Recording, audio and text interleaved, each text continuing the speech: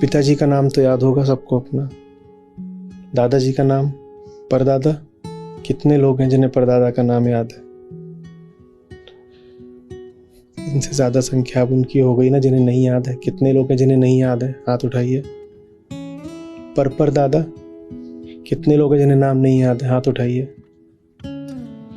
बताओ क्या बचता है? नाम भी नहीं बचा।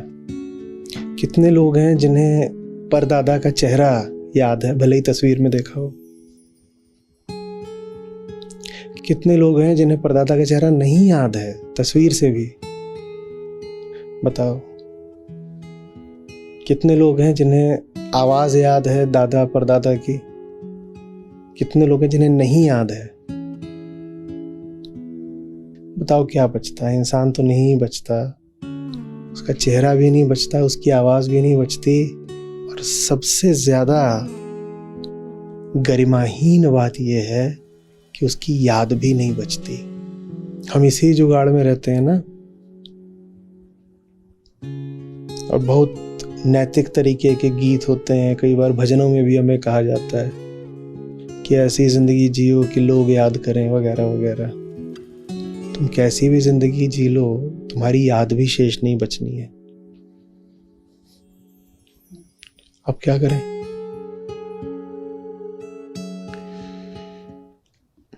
हम अपनी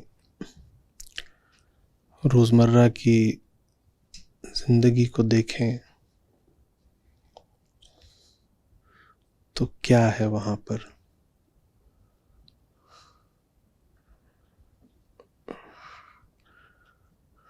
ढर्रे, औसत दर्जे का कोई काम,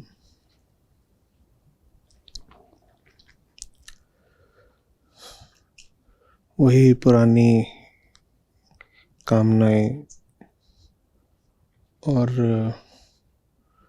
वही पुरानी चिंताएं, सब कुछ पीछे से आता हुआ, मिला हुआ, पुराना, बासी।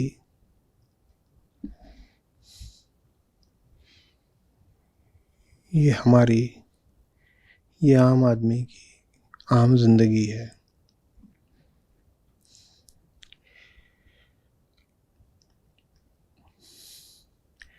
हम जन्म लेते हैं, हम कुछ दिन जीते हैं, हमारी मौत हो जाती है। हमारे होने न होने से न तो दूसरों को कोई फर्क पड़ता है, और तो और हमें भी सच पूछिए तो कोई फर्क नहीं पड़ता।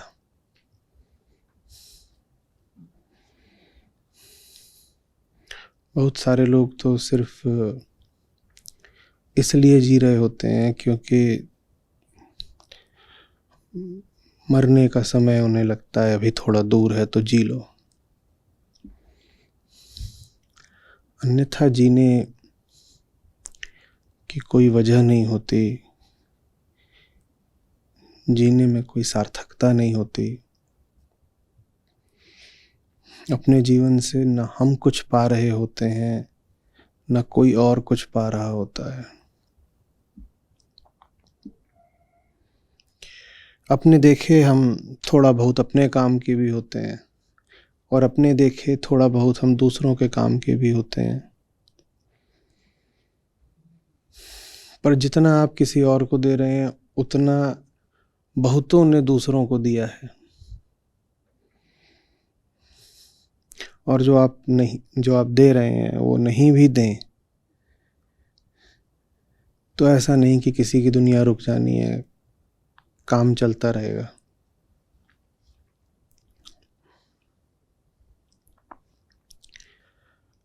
करोड़ों अरबों लोगों के बीच में एक इंसान हम भी होते हैं। और उन अरबों की भीड़ में से चेहरे लगातार गायब होते रहते हैं, चेहरे लगातार जुड़ते रहते हैं। भीड़ वैसे ही बनी रहती है, भीड़ बढ़ती रहती है।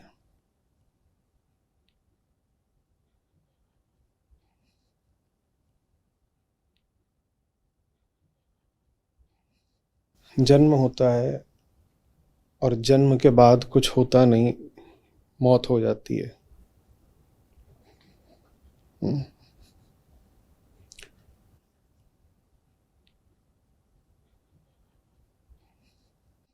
जानने वालों ने यही सवाल बार बार पूछा है, क्या इसीलिए पैदा हुए हो? जैसे जी रहे हो, क्या इसीलिए पैदा हुए हो?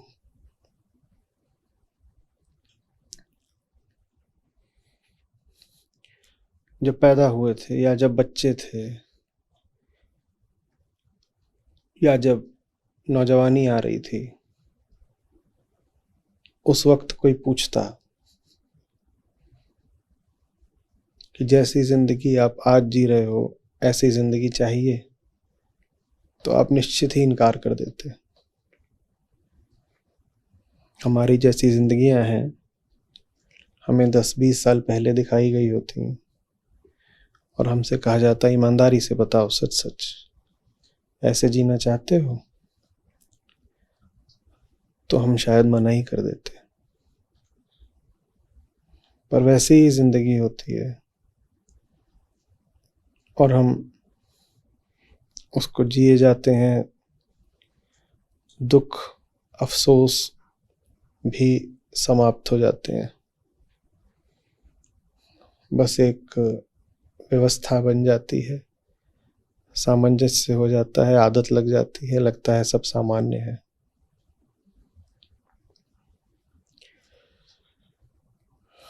बोध का, ज्ञान का, आत्मज्ञान का सारा क्षेत्र ही इसलिए है ताकि हम जैसे जी रहे हैं उसकी व्यर्थता को साफ देखें। ये आवाज कहाँ से आ रही?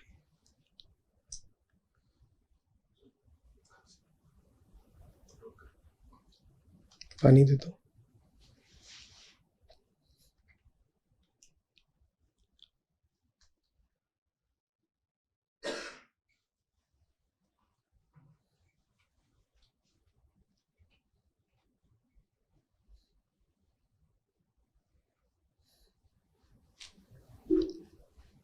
अगर अभी लग रहा है कि आवाज हो सकती, क्योंकि आगे वाले लोग भी थोड़ा सा उससे, तो थोड़ा ऐसी जगह हो जाइए जहां आवाज औरों तक ना पहुंचे।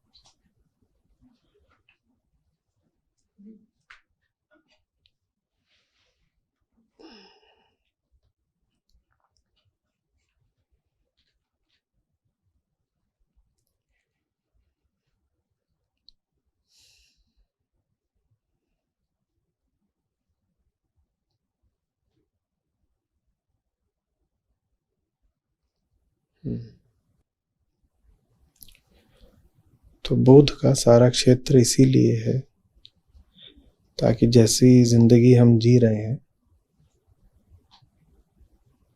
उसकी व्यर्थता हमारे सामने आईने की तरह खड़ी की जा सके।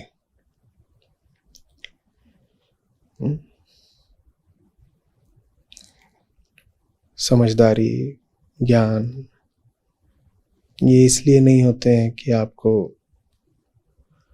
कुछ अलग तरह के अतिरिक्त और नए अनुभव होने शुरू हो जाएं,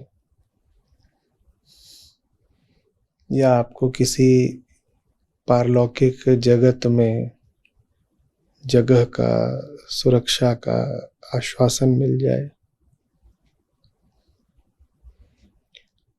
बोध का पूरा क्षेत्र इसलिए है ताकि आप जिन अनुभवों से रोज गुजर ही रहे हैं,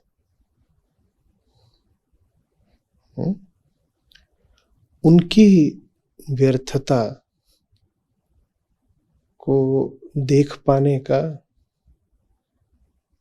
और फिर लांघ पाने का साहस कर पाए।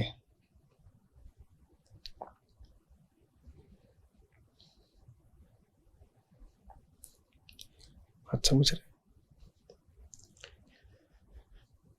बहुत बात होती है कि कौन है सर्वोत्तम, परम कौन है, परमात्मा कौन है, सर्वोच्च कौन है,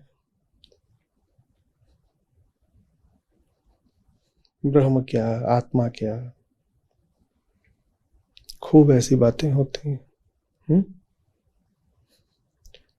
और ये सब बातें हम करे जाते हैं जैसा हमारा जीवन है उसको लिए लिए ही।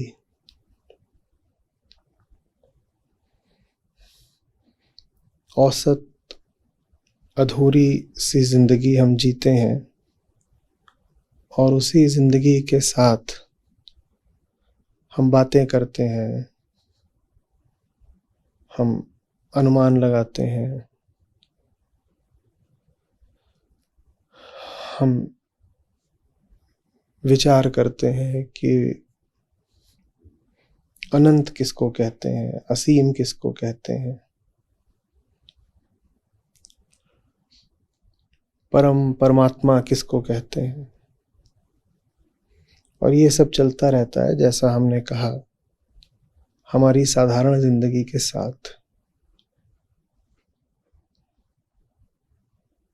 कुछ परम नहीं है, कोई सर्वोत्तम नहीं है, कोई आखिरी बात नहीं है आपकी जिंदगी से अलग। आप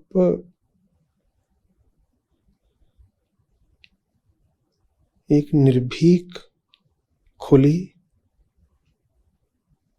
पूर्णतया मुक्त जिंदगी जी पाए।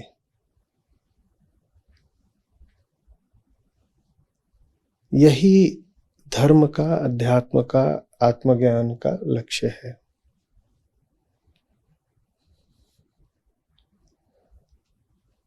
तो क्या है ब्रह्म, क्या है परम, क्या है आत्मा? आपकी जिंदगी की ऊंची उड़ान ही सत्य है, ब्रह्म है, आत्मा है। उसके अलावा और नहीं कुछ।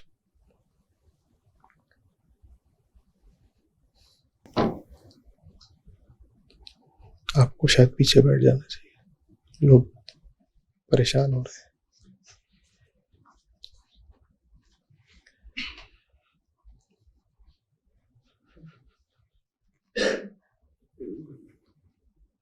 आप पानी पी लीजिए, आपको समस्या है।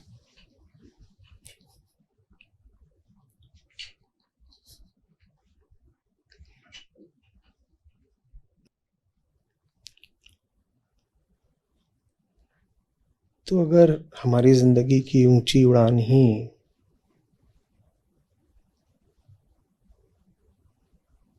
आत्मज्ञान का, धर्म का, अध्यात्म का, माने जीवन का लक्ष्य है,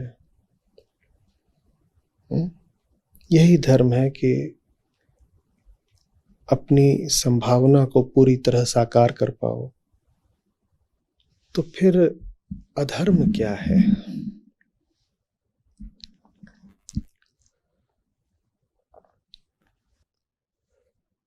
एक बंधी हुई, घुटी हुई औसत जिंदगी जीना ही अधर्म है।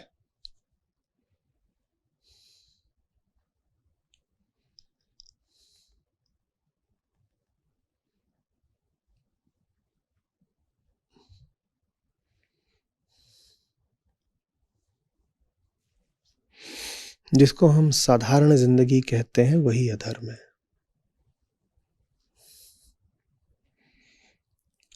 अधर्म एक आम आदमी को अलग से करना नहीं पड़ता।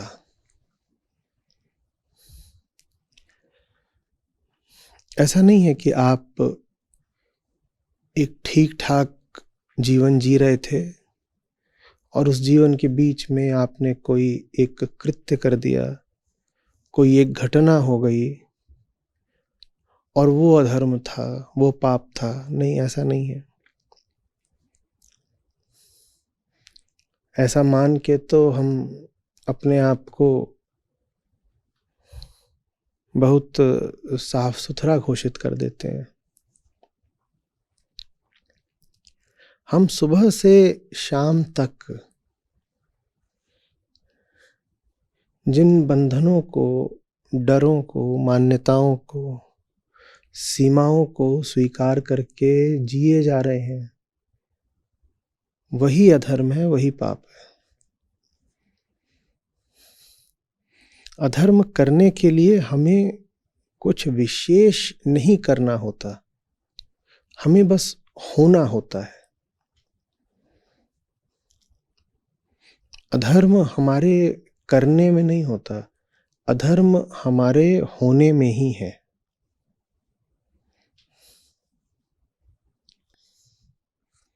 एक आदमी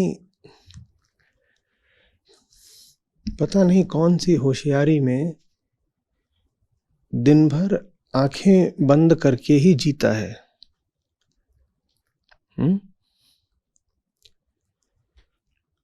पर अभ्यस्त हो गया है आंखें बंद करके जीने का। उसने सुरक्षित रास्ते निकाल लिए हैं जीने के, और डर के मारे, अपनी आंखों के बंद होने के मारे उन सुरक्षित रास्तों से हटने की वो कभी हिम्मत ही नहीं करता है।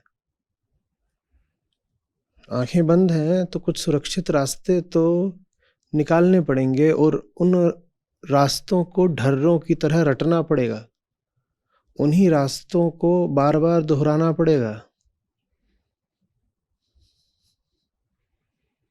दोहराओगे नहीं तो बड़ा खतरा है, चोट लगेगी। एक आदमी जबरदस्ती अंधापन चुन करके, अपने लिए सुरक्षा के बंदोबस्त करके,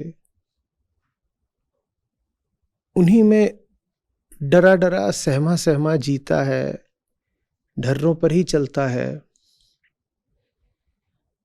और कितनी भी व्यवस्था कर लो, अगर आंखें बंद कर रखी हैं तो बीच बीच में दुर्घटना हो जाती है। दुर्घटना हो गई, हर तीसरे दिन हो गई कोई दुर्घटना। वो तीसरे दिन जो दुर्घटना हुई है, उस दुर्घटना में अंधापन है क्या, या अंधापन निरंतर है? अंधापन तो निरंतर है ना।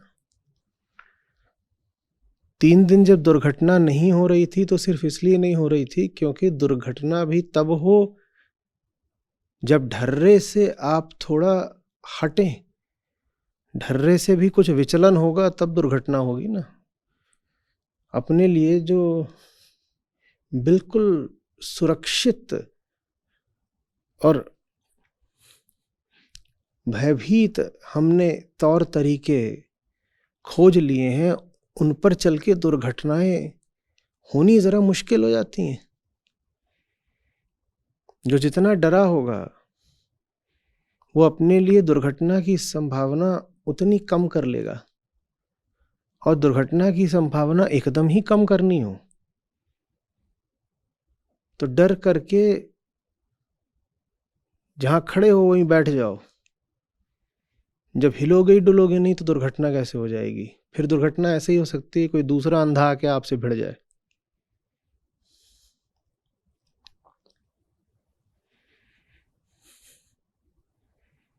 समझ में आ रही बात है?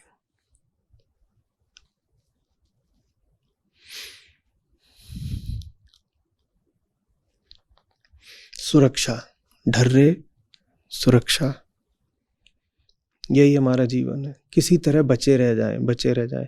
बहुत अच्छी बात होती है अगर आप बचे रह पाते तो। समस्या सारी ये है कि बचे रह नहीं पाओगे।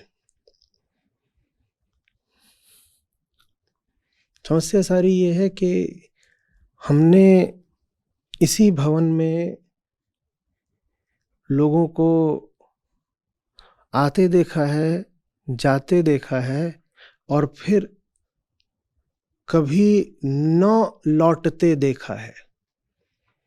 इसलिए नहीं कि वो रूठ गए, इसलिए क्योंकि वो विदा हो गए।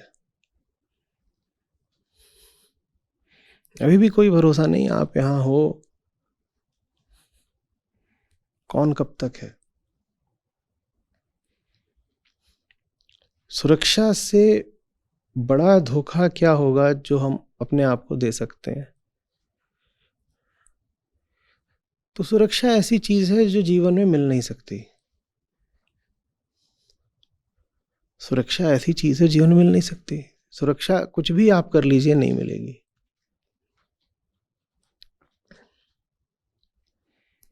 और सुरक्षा के लिए हम जीवन को गंवाए जाते हैं।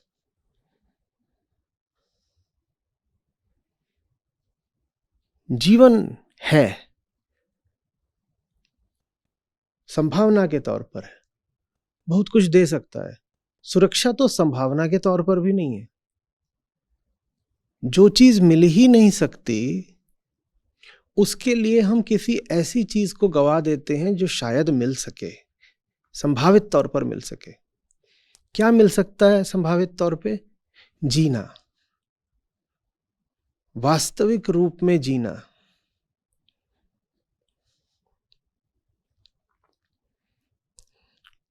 अपने डरों पर नहीं, अपनी सच्चाई पर जीना। अपनी सीमाओं पर नहीं, अपने प्रेम पर जीना। वो हो सकता है, वो हम होने देते नहीं। जो होने नहीं दे रहा उससे पूछो कि तुमने एक सौदा तो करा है, कुछ जो हो सकता है उसको तुमने बेच दिया है, बदले में क्या मिला है ये बता दो। ये तुम्हारे पास जिंदगी के कुछ साल थे, जो पैदा हुए थे तो 60-80 साल थे। अभी जितने तुम उम्र के हो गए हो, अब तुम्हारे पास कुछ और मान लो 30-40 साल बचे होंगे।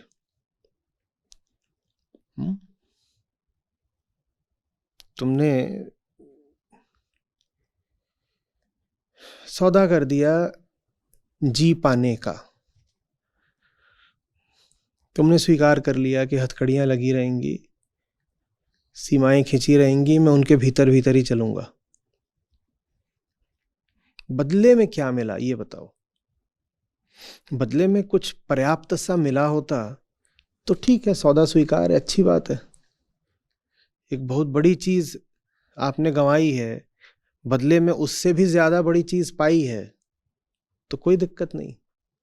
पर इतनी बड़ी चीज और जीवन के अलावा आपके पास क्या पूंजी है बताइएगा। जीव के पास जीवन से बड़ी क्या पूंजी है? इतनी बड़ी चीज तुमने गंवा दी, बदले में क्या पाया है?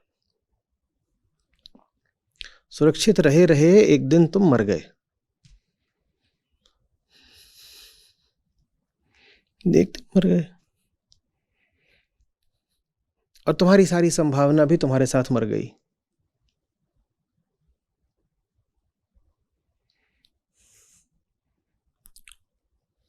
जो तुम हो सकते थे वो तुम्हारे साथ खाक हो गया, दफन हो गया।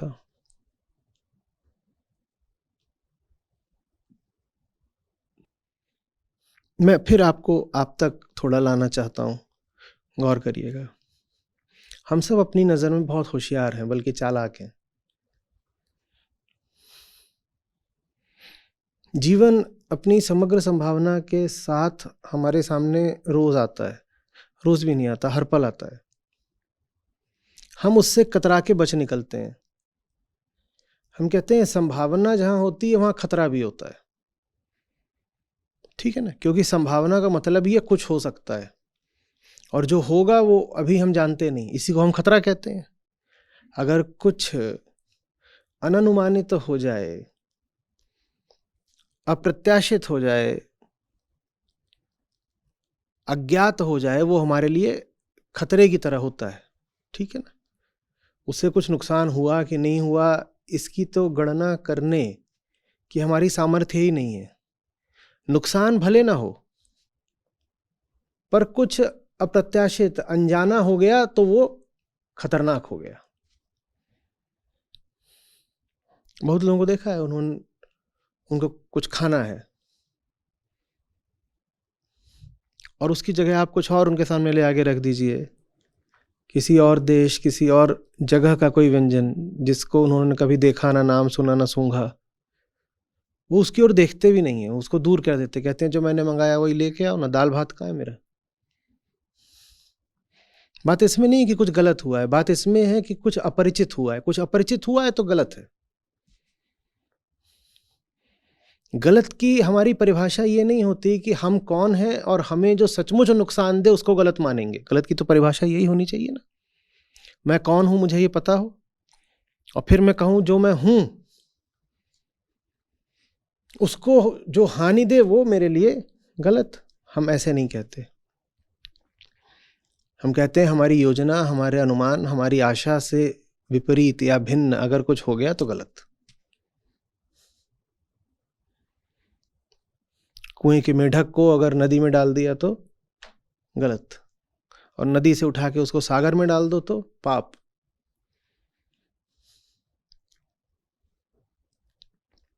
समझ में आ रही बात? तो आप जीते हैं और प्रतिपल जीवन आपके सामने आता है, कहता है ऊंचा उठो, बढ़ो, अपने आप को चुनौती दो।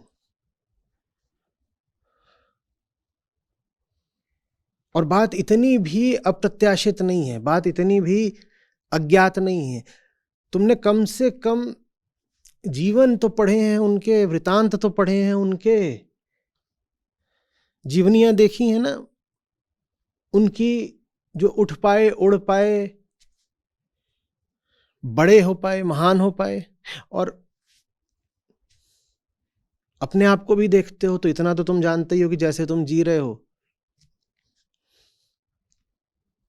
उसमें उच्चता का और महानता का अंश बहुत कम है। भले ही अंश कम है पर जीवन कहता है ये लो एक मौका और आ गया, बढ़ो ना आगे, साकार करो ना अपनी संभावना। देखो उन्होंने करी थी, उन्होंने करी थी, उन्होंने करी थी, उन्होंने करी थी, उन्होंने करी थी।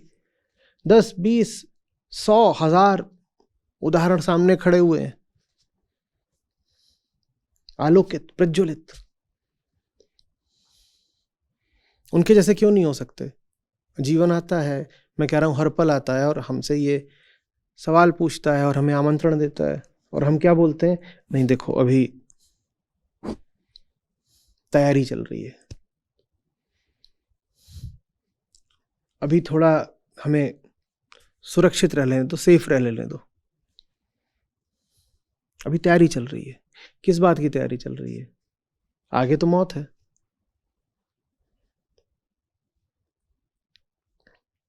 जब जी रहे हो तो कहते हो जीना नहीं है, अभी जीने की तैयारी चल रही है।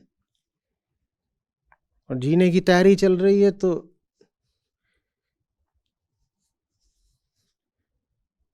तैयारी भी समाप्त हो जाएगी, तैयारी भी नहीं चल पाएगी। जीवन तो चला ही नहीं, तैयारी भी बहुत नहीं चल पाएगी, आगे तो मौत है।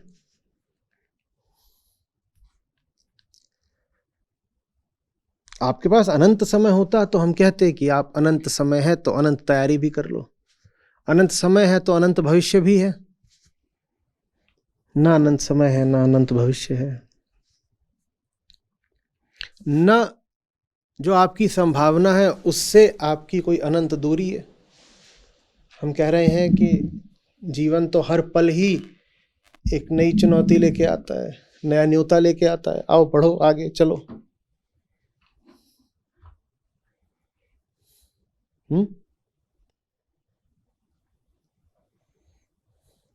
महानों से परिचय है ना?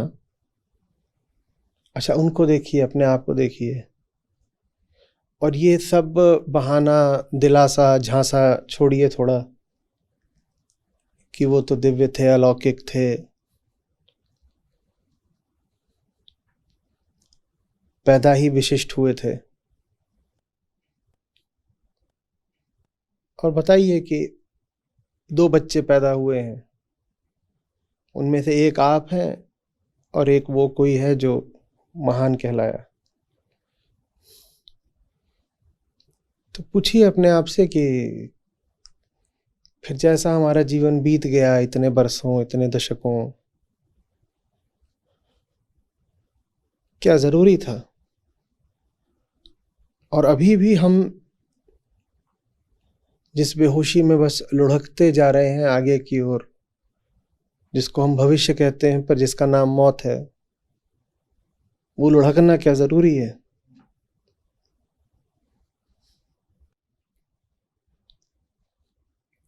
मौत कोई डुगडुगी बजा के, डमरू नगाड़ा बजा के नहीं आती कि आपको दूर से सुनाई देगा। बस ऐसे ही आप होते हो, फिर आप नहीं होते हो, कुर्सी खाली हो जाती है, इतना ही होता है बस।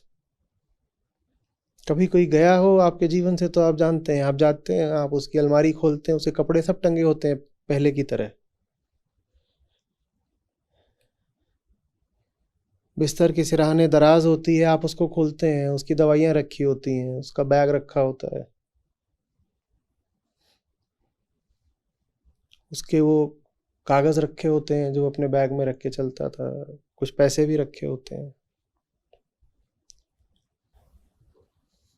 आप बाथरूम में जाएंगे, आप कहेंगे ये देखो, ये इसके टूथब्रश रखा हुआ है, और सामान रखा है, साबुन रखा है, तेल रखा है, सब कुछ वैसा ही होता है, कुछ बहुत बड़ी बात नहीं होती है। इंसान गायब हो जाता है, और गायब होने के कुछ घंटों के भीतर ही वो फूंक दिया जाता है, जिंदगी आगे बढ़ जाती है। हमारा जीवन क्या है? एक अनंत प्रतीक्षा, अनंत प्रतीक्षा, जब समय हमें अनंत नहीं मिला हुआ है। आप क्या कहेंगे किसी ऐसे को जिसने अनंत प्रतीक्षा करना चुना है जब समय उसको सीमित है? हम यूं ही मर जाएंगे, कीड़े मकोड़े, झिंगुर, तिलचट्टे। क्या किसी को फर्क पड़ेगा? जो मर रहा है उसे भी नहीं फर्क पड़ेगा कि वो मर गया।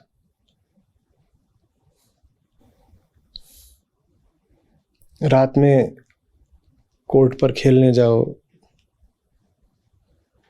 बरसात के दिनों में, और बरसातों के बाद, दिवाली दशहरा से पहले, तो वहाँ खेलने के लिए लाइट्स लगी होती हैं तेज रोशनी की, और बहुत कीड़े आते हैं उन दिनों। तो मैंने देखा है, मैं जाता हूँ, मैं बड़ी कोशिश किया करता हूँ कि इन पर मेरा पाँव ना पड़ जाए। खेल रोक रोक करके उनको हटाता हूँ कि बच जाए, बच जाए। रैकेट से हटाओ तो रैकेट तक घिस चुका है उसको हटाने में, हाथ से उठा के बाहर रख के आओ। कई बार तो उठाओ तो भागता है कोर्ट में इधर उधर, उसको पकड़ो, बाहर रखो, और उसके बाद आप खेलना शुरू करते हो। आप खेलना शुरू करते हो तो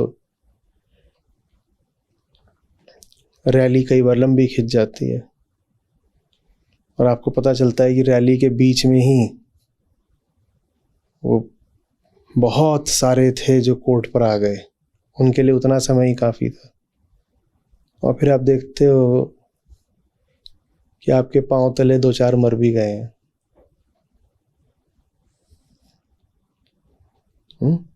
मौसम के शुरू में पछतावा होता है, फिर आपको समझ में आता है ये होना ही है। फिर आपको समझ में आता है कि इनके जीवन की अवधि ही इतनी है, ये इससे ज़्यादा जिएंगे नहीं। फिर आपको समझ में आता है कि ये जैसे हैं इन्हें मरना भी ऐसे ही है। आप कितना भी प्रयास कर लो, उन्हें जा कर के किसी लाइट में जल के मरना है, लाइट के नीचे गिर करके किसी के पांव तले आ करके कुचला जाना है।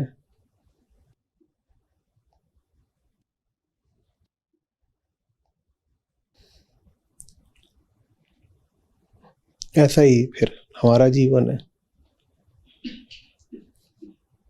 पी लीजिए पानी, पी लीजिए। कौन है? मत मत करिए, दबाइए मत खांसी। कौन है? बाहर निकल जाओ, पानी पी लो बेटा। हम विदाई की बात कर रहे हैं, पता चला। सांस ऐसी रोकी कि यहीं विदाई हो गई। और किसी को आ रही है खांसी? पी लीजिए पानी वगैरह।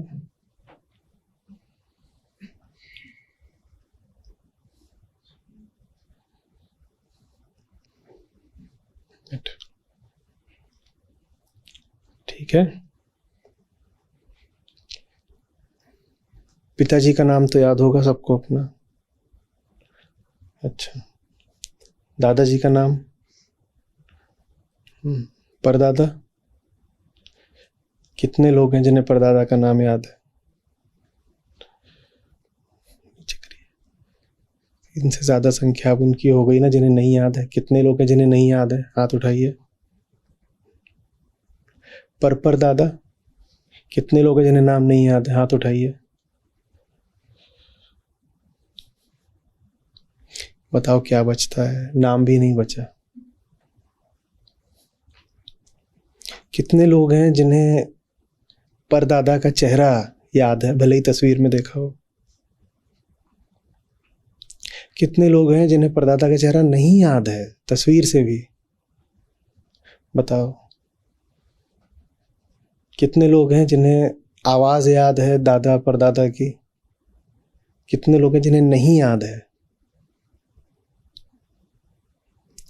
बताओ क्या बचता है? इंसान तो नहीं बचता, उसका चेहरा भी नहीं बचता, उसकी आवाज भी नहीं बचती, और सबसे ज्यादा गरिमाहीन बात यह है कि उसकी याद भी नहीं बचती। हम इसी जुगाड़ में रहते हैं ना। और बहुत नैतिक तरीके के गीत होते हैं, कई बार भजनों में भी हमें कहा जाता है कि ऐसी जिंदगी जियो कि लोग याद करें, वगैरह वगैरह। तुम कैसी भी जिंदगी जी लो, तुम्हारी याद भी शेष नहीं बचनी है। अब क्या करें?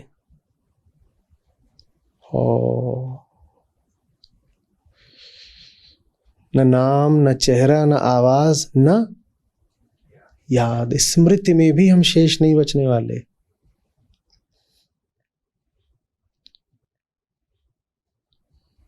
और बात ये नहीं है कि हमारे दादा परदादा साधारण लोग थे तो उनकी स्मृति नहीं है।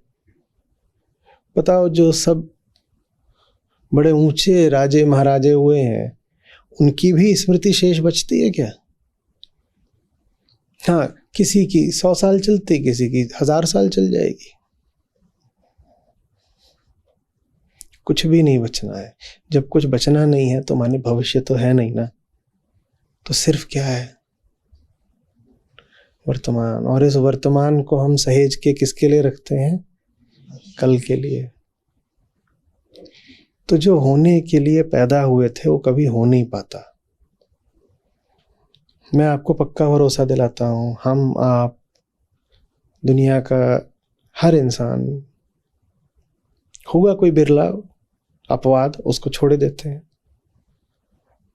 पर हम जैसे, आप जैसे, हम लोग तो बिल्कुल भी वैसे नहीं जी रहे हैं जैसा हम जी सकते हैं, जो हमारी संभावना है।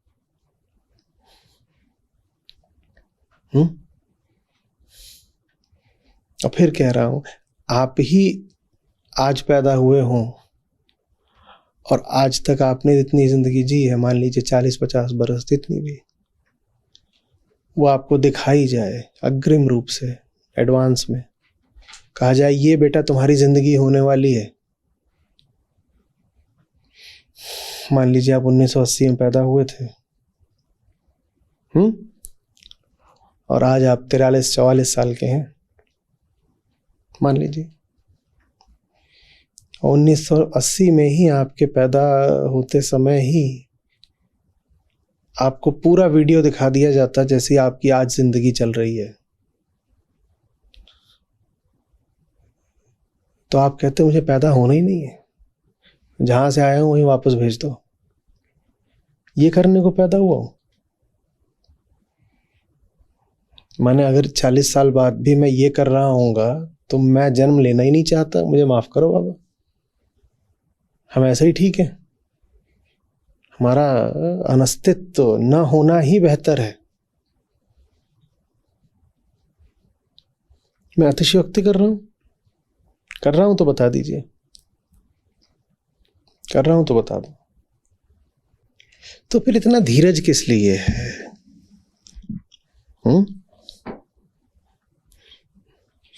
इतनी शांति क्यों छाई हुई है? कहीं कुछ फटता क्यों नहीं? कोई चीख, कोई पुकार, कोई धमाका सुनाई क्यों नहीं देता?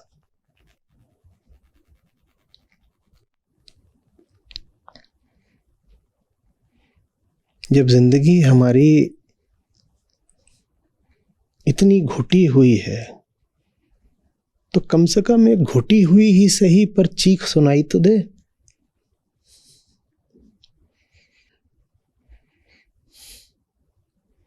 काश कि हम वही कीड़े मकोड़े होते, पतंगे होते। पतंगा तो बड़ा होता है, फिर भी वो छोटे छोटे कीड़े देखे, इतने छोटे छोटे, बरसातों के बाद आते हैं वो। काश हम वो होते, सचमुच वो होते, फिर कोई अफसोस नहीं होता, क्योंकि वो क्या करेंगे, वो बच सकते ही नहीं है। उनमें से कई तो ऐसे होते हैं जिनको जीना ही सिर्फ कुछ दिनों के लिए होता है। उनकी कुछ प्रजातियां ऐसी होती हैं, मैंने पढ़ा बाद में, जो सिर्फ कुछ घंटे जीवित रहती हैं। तो जल के नहीं भी मरे या पाँव में कुचली ना भी जाए तो भी वो कुछ घंटे में वो अपने आप ही हट जाती हैं। पर हम वैसे तो नहीं है।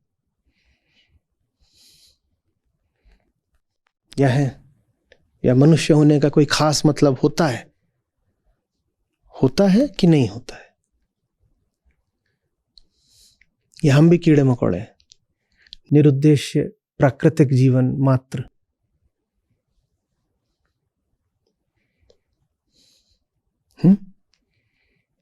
प्राकृतिक जीवन क्या होता है? यही पैदा हुए हो, जो शरीर ने सिखाया वो करा, और फिर समय पूरा हो गया या कोई संयोग आ गया, मर गए।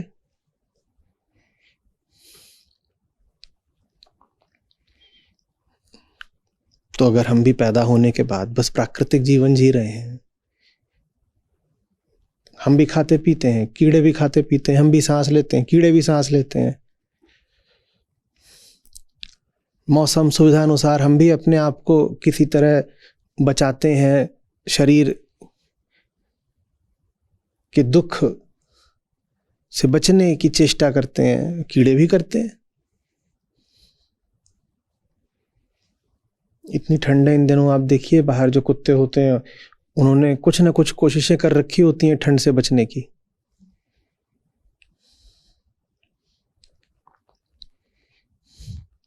तो हम अगर कपड़े पहनते हैं अपने आप को ठंड से बचाने के लिए, तो इन कपड़ों से तो नहीं सिद्ध हो जाता कि हम पशु नहीं हैं। पशु भी अपने आप को ठंड से बचाने के लिए कुछ तो कर ही रहा है। आप भी सोते हैं, पशु भी सोता है, आप भी खाते हैं, पशु भी खाता है, सांस आप भी लेते हैं, सांस पशु भी लेता है। प्रकृतिबद्ध व्यवहार आप भी करते हैं, पशु भी करता है। मैं पूछ रहा हूं, प्रकृति से आगे आपने क्या किया है?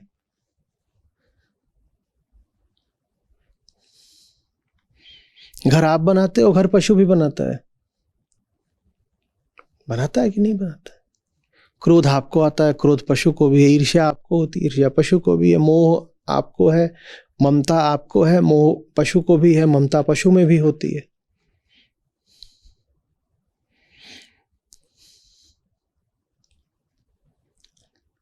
पशु से आगे का, प्रकृति से आगे का क्या है हमारे पास?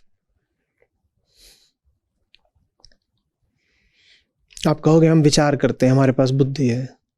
अगर सारा विचार उन्हीं उद्देश्यों के लिए है जो पशु के भी उद्देश्य होते हैं, तो आपका विचार आपको पशु से भिन्न कैसे बना रहा है, बताओ? बंदर को केला दिखा, बंदर भाग लिया केले की ओर। मनुष्य बैठ के विचार कर रहा है कि सिर्फ एक केला नहीं चाहिए, ऐसा कैसे करूं कि 10 केले मिल जाएं, 2 अभी खा लूं, 8 कल के लिए रख लूं।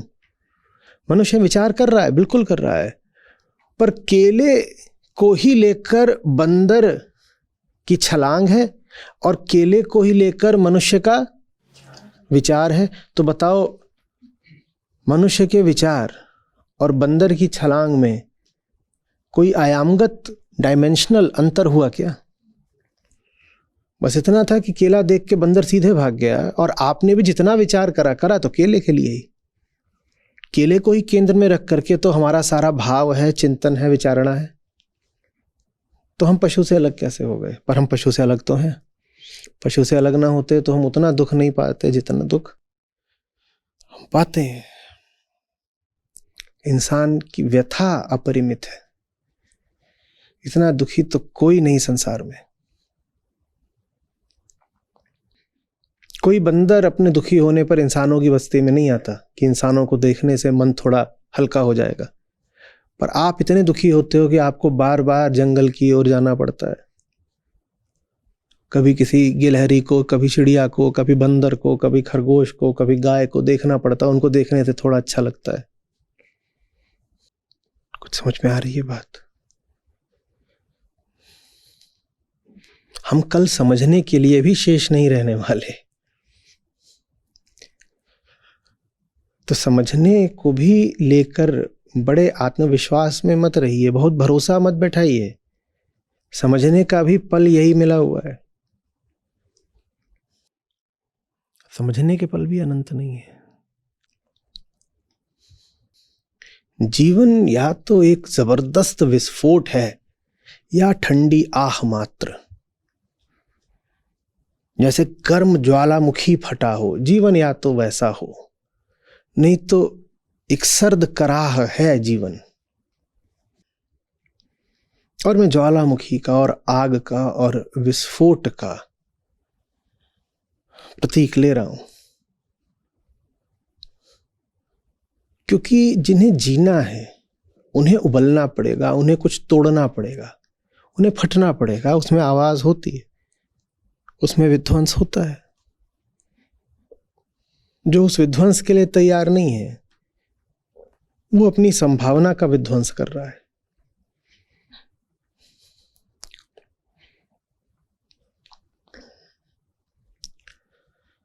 या तो खुद को बचा लो या अपने ढर्रे बचा लो।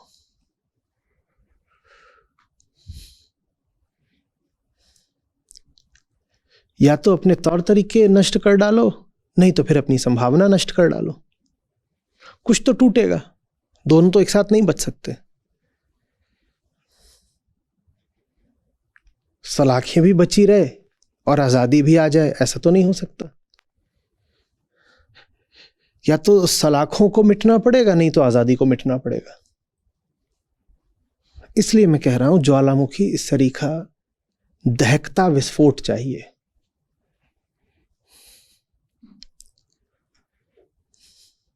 आग का लगना भर पर्याप्त नहीं है। आग ऐसी हो कि आग जैसे आसमान तक छलांग मार गई है। कभी फटते देखा है किसी ज्वालामुखी को? अब बह रही है आग, आग के दरिया बह रहे हैं। या तो ऐसा होगा जीवन, नहीं तो है नहीं जीवन। नहीं तो बस वही है, फिर कोड पर कीड़े पड़े हुए हैं, उसको बचाने की कितनी भी कोशिश कर रहा हूं। रैली समाप्त होती है, नीचे देखता हूं 1-2 वहां पे दबे पड़े हुए हैं। क्या करें, कैसे बचाएं, कितना? सड़क पर गाड़ी चल रही है, वो सड़क पर पड़े हुए हैं, हेडलैम्प्स के नीचे, स्ट्रीट लैम्प्स के, टायर के नीचे आ रहे हैं। कैसे बचाएं? अच्छा होता वो बच जाते, पर वो नहीं भी बच रहे तो वो वही कर रहे हैं जो करने के लिए वो जन्मे हैं। पर हम सिर्फ मरने के लिए नहीं जन्मे हैं।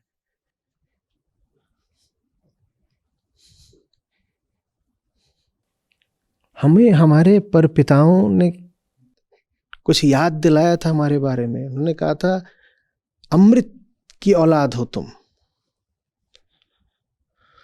अमृतस्य पुत्र। तुम मरने के लिए नहीं जन्मे हो, तुम अमृत के बेटे हो।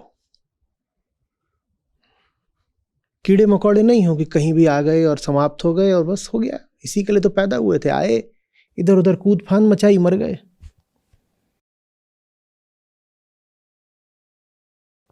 तुम मरने के लिए नहीं पैदा हुए हो, तुम जी उठने के लिए पैदा हुए हो। और इंसान का धर्म यही है कि वो पैदा होने के बाद जी उठे। पैदा होने मात्र से आप जीवित नहीं कहला सकते। पैदा होने के बाद चुनाव करके, श्रम करके जीवन अर्जित करना पड़ता है। वैसी कोई संभावना या बाध्यता पशु के पास, किसी कीट पतंगे के पास नहीं होती। वो पैदा हुआ है, वो जो पैदा हुआ वही उसका जीवन है। पैदा हो गया तो कह दोगे जिंदा है। इंसान अगर माँ के शरीर से पैदा हो गया है तो इतने से आप उसको नहीं कह सकते कि वो अब जीवित है। इतने से वो जीवित नहीं कहलाएगा। अभी उसको बहुत श्रम करना है, अभी उसको ज्वालामुखी बनना है, अभी उसको बहुत सारे चैतन्य निर्णय करने हैं भाई। उसके बाद आप कहोगे कि अब इसने जीवन पाया। उसके पहले तो बस देह पाई। हम में से ज्यादातर लोग बस देह पाते हैं और एक दिन देह गवाते हैं, जल जाते हैं। देह पाना और जीवन पाना ये तो बहुत अलग अलग बातें हैं।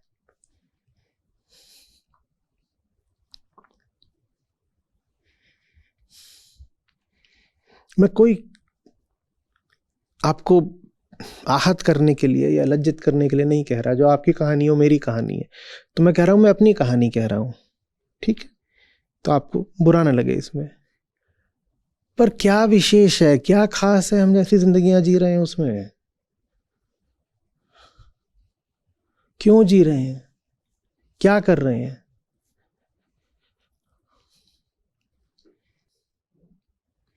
कोई खड़ा है, वो टूथपेस्ट बेचे ही जा रहा है, बेचे ही जा रहा है।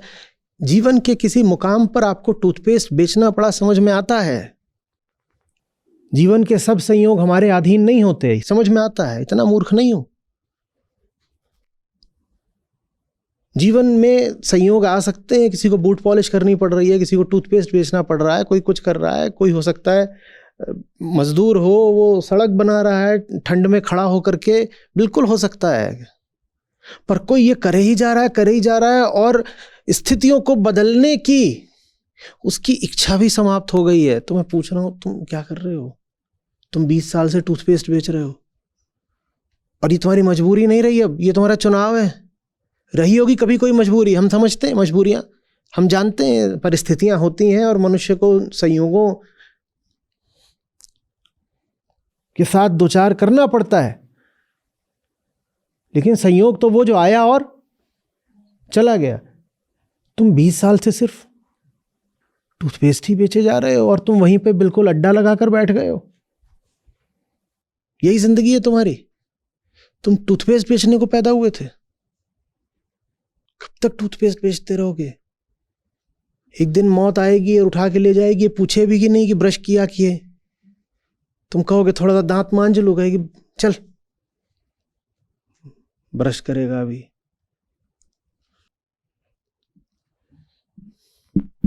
देखिए, सुनिए, मुर्दा और ठंडे लोग वो ऐसी ही व्यवस्था बनाएंगे जिसमें शांति का बड़ा महत्व हो। वो लेकिन शमशान की शांति है, क्योंकि वो खुद मरे हुए खत्म लोग हैं, तो नहीं चाहते कि जिंदगी करवटें बदले और फिर आंखें खोलकर खड़ी हो जाए और ले अंगड़ाई। वो नहीं चाहते। वो यही चाहते हैं कि आप एक ऊपर ऊपर से दिखने वाला शांत समायोजित जीवन बिताते चलें। और आप वैसा जीवन अगर बिता रहे हैं तो वो उसके एवज में आपको कुछ सुविधाएं दे देते हैं। आप एक सभ्य सुसंस्कृत नागरिक कहला जाते हो, आप एक जिम्मेदार परिवारी कहला जाते हो, आपको कुछ सहूलियतें मिल जाती हैं, थोड़ा सम्मान मिल जाता है, लेकिन इन सहूलियतों और सम्मान के एवज में आप अपनी संभावना गंवा देते हो।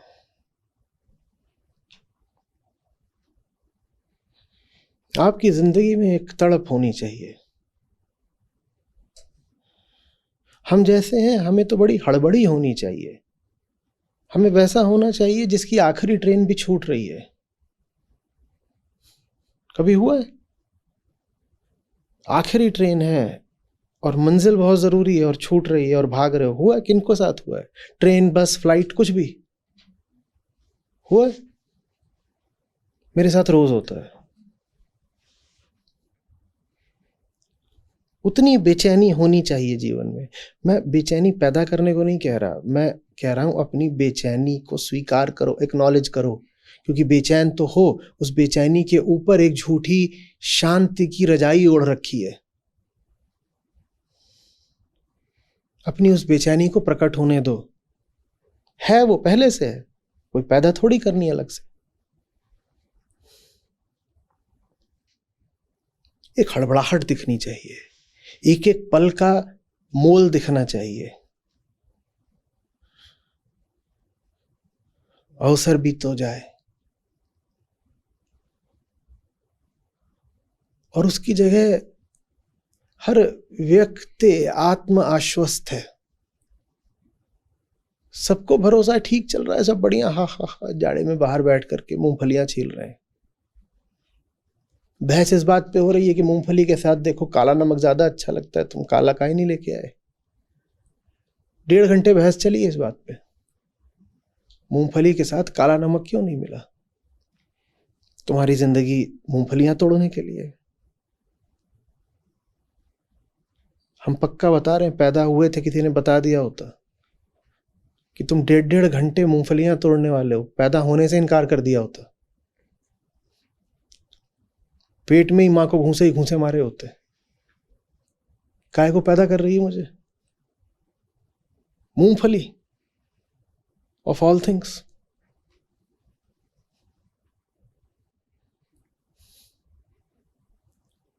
महानों का कोई नाम लेवा नहीं बचा।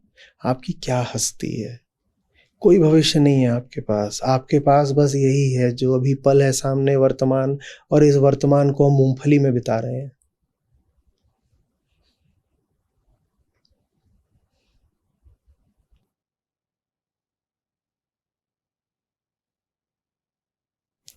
चलो बढ़ो, भले ही उस आरोहण में, उस चुनौती में, उस यज्ञ में जिंदगी के कुछ साल कम हो जाए, कोई दिक्कत नहीं हो गई। पर सुनने में भी अजीब लगेगा ना कि मुर्दा 100 साल सुरक्षित रहा है। किसी को बोलो 50 साल जिंदा रहा, और बताओ कि वो मुर्दा 100 साल सुरक्षित रहा, दोनों में से क्या चुनना है?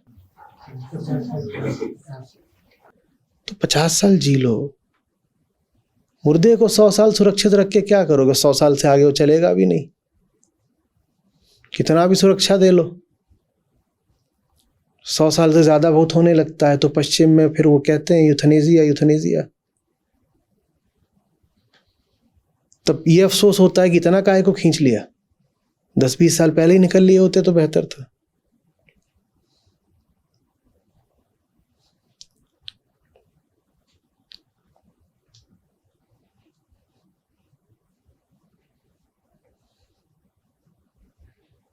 खतरे नहीं लेने, होशियारियां दिखानी है, चालाकियां करनी है,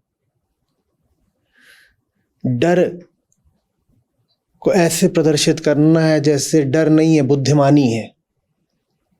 कि जो लोग खतरा उठा रहे हैं वो तो भोंदू हैं, मूर्ख हैं, हम ज्यादा होशियार हैं, देखो हमने सेफ खेला ना। तुम सेफ खेल के कुछ अगर बचा ले जाते तो हम भी तुम्हारी तारीफ करते, तुम कुछ नहीं बचा पाओगे।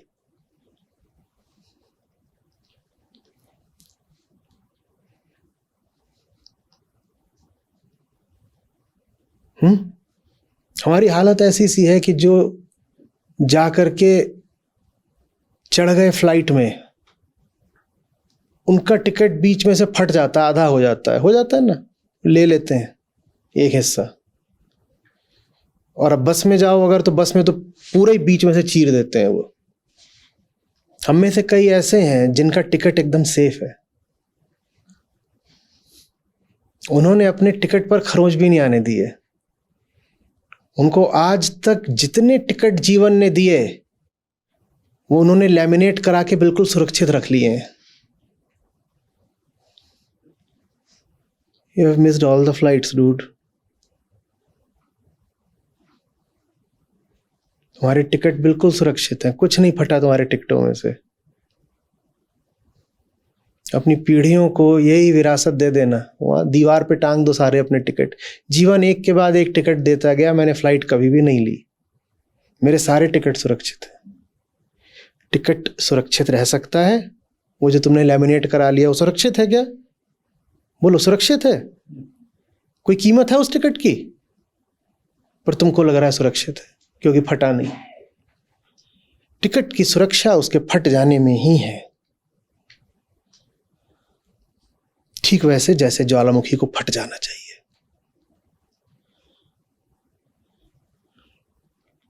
ठीक वैसे जैसे हथगोले को, ग्रेनेड को फट जाना चाहिए। एक हथगोला है प्रथम विश्व युद्ध का, वो आज तक सुरक्षित है। क्या करोगे? उसको चबाओगे? वो किस लिए बना था? फटने के लिए। अगर फटा नहीं तो बर्बाद चला गया है भाई। वो फट गया होता तो शायद कुछ जिंदगियां बचा भी लेता, किसी लक्ष्य में काम आ जाता। न फटके तो वो बर्बाद ही हुआ है। आप बचने के लिए नहीं, फटने के लिए पैदा हुए हो भाई।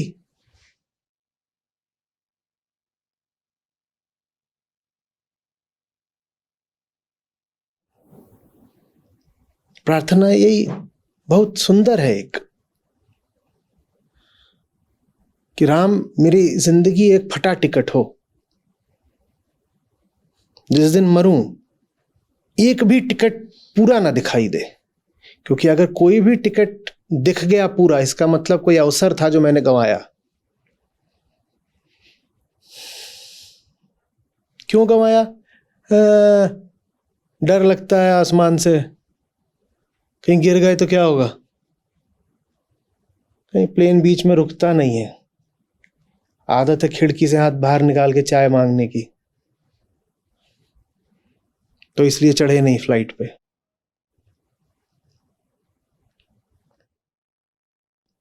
छोटा सा कमरा, उस पर एक छोटा सा बिस्तर, उस पर सो रहे हैं, और ये जिंदगी है। कैसे कैसे कैसे? हाँ? और कोई पूछे ऐसा क्यों, तो बोले संतोषम परमम सुखम। संतोष से बड़ा सुख तो कोई होता ही नहीं भाई। जब कहा गया तो किस संदर्भ में कहा गया और किसको लेकर कहा गया, समझ लो ना।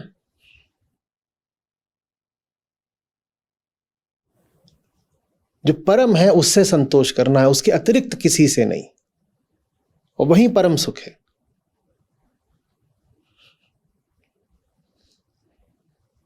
धूल से, कचरे से और छिलकों से संतोष करने को थोड़ी सिखाया जा रहा है। सारे अध्यात्म का लक्ष्य है ब्रह्म प्राप्ति, तो संतोष ही परम सुख है, ब्रह्म ही परम सुख है, और उसके अलावा कहीं नहीं सुख है।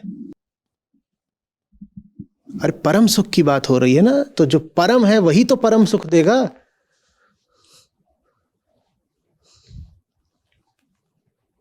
या कोई और परम सुख दे देगा?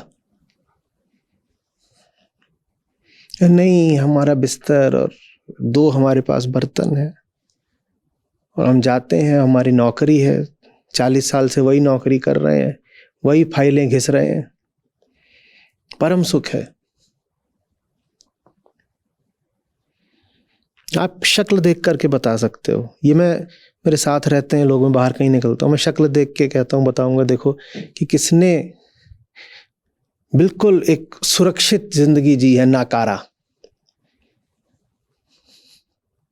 जिसने कुछ नहीं किया है, बस सुरक्षित बैठा है, अपने आप को बिल्कुल तपाया गलाया नहीं है, और वो शक्ल से ही दिख जाते हैं। एयरपोर्ट पे वैसे दिखते हैं तो मैं कहता हूँ ये जो घूम रहे हैं ना, ये इनकी फ्लाइट का टिकट भी शायद सरकारी है। ये उन लोगों में से हैं जिन्होंने जिंदगी में कुछ नहीं करा, ये किसी के दामाद हैं। ये बिल्कुल सुरक्षित चले हैं, 40 साल से सुरक्षित जिंदगी जी रहे हैं।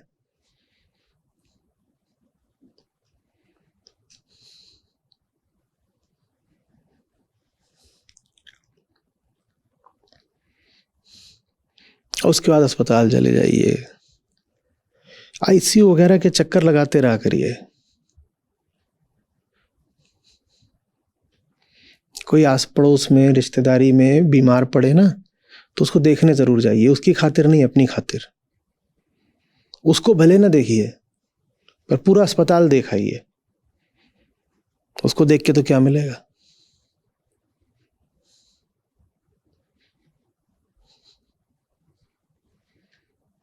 ये सब वही लोग हैं जिन्होंने सुरक्षित जिंदगियां जी थी। किसी का मुंह ऐसे खुला हुआ है,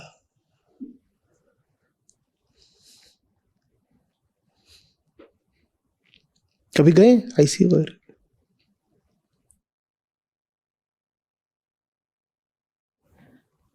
खाल लटक गई है बिल्कुल, 15-20 दिन 25 दिन बेहोश रह जाओ, खाल लटक जाती है शरीर से, और 10 जगह से उसमें नीडल्स लगी होती हैं।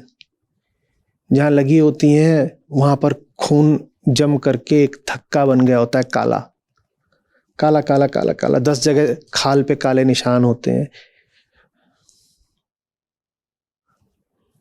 अगर ऑक्सीजन दे रहे हैं तो नाक पूरी काली पड़ गई होती है, क्योंकि वहां पे क्लिप लगा होता है और सब जा रही होती हैं पूरा। और ये सब सुरक्षित जिंदगियां जी रहे थे।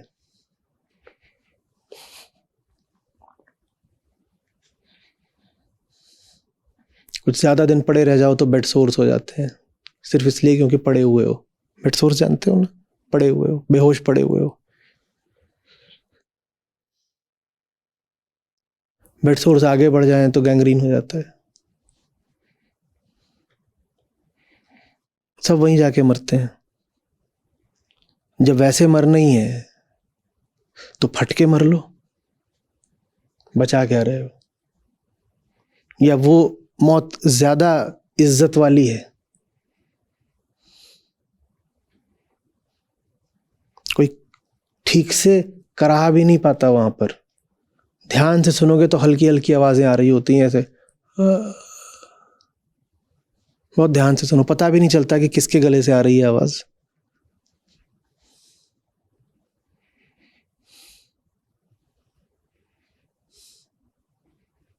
चादर के नीचे क्या है ये देखने का मन भी नहीं करेगा। चादर से जो दिख रहा है वही अपने आप में बड़ा भयानक है।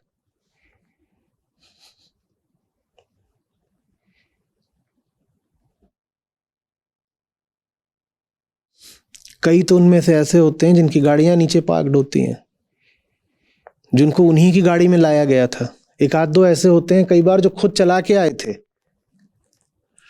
पहले, वो एक आध दो दिन के लिए जनरल में एडमिट हुए, फिर तबीयत बिगड़ती गई तो वो पहुंच गए हैं अब आईसीयू में। कोई न्यूरो आईसीयू में, कोई कार्डियक में।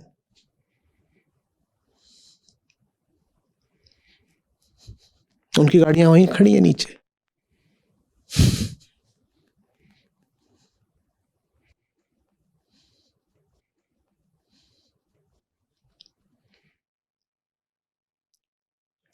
टिमिडिटी और टेपिडिटी, ये दो शब्द हैं जिनसे बिल्कुल किनारा कर लीजिए। टिमिडिटी माने डर,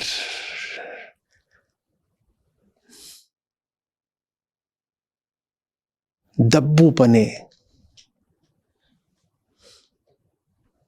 को कहते हैं टिमिडिटी।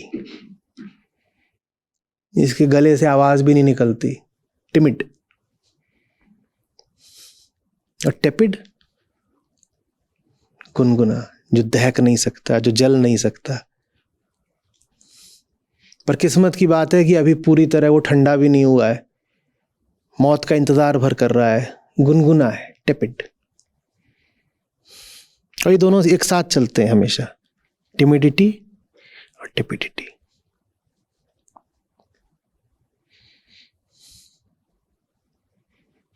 ज्यादातर लोग दोनों होते हैं, टिमिड भी टेपिड भी।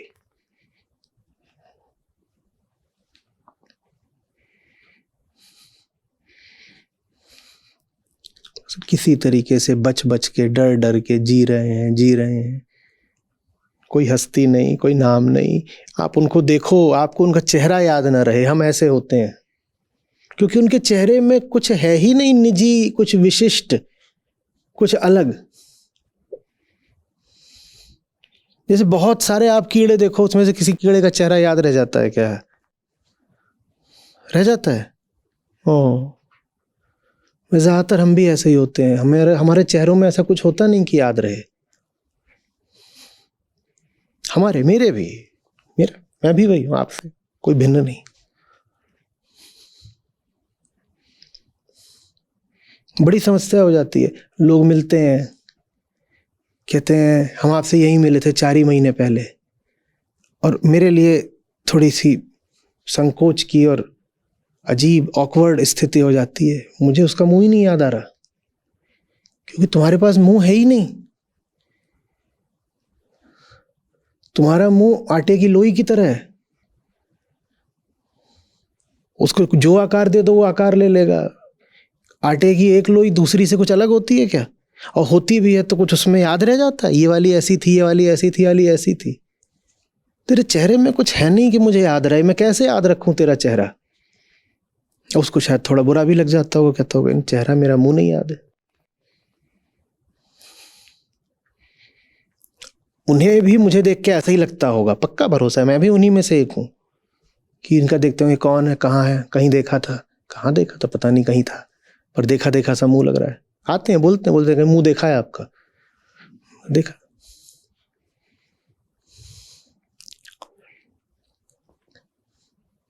ये तो बाहर वाले लोग हैं।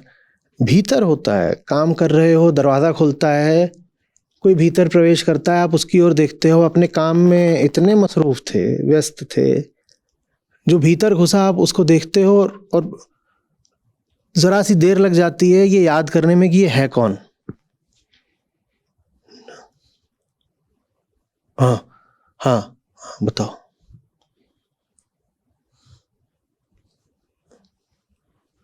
क्या करें, हम हैं ही नहीं। हम हैं कहाँ?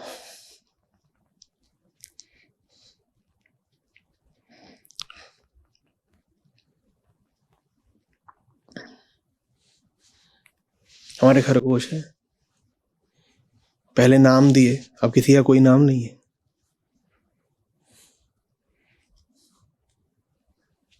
कैसे नाम दें, कहां तक याद रखें? हकीकत स्वीकार करनी पड़ती है। हकीकत यह है कि उनमें आपस में कुछ भी बहुत भिन्न नहीं है। नाम तो ये दर्शाता कि तुझ में कुछ खास है और तुझ में कुछ दूसरी बात है।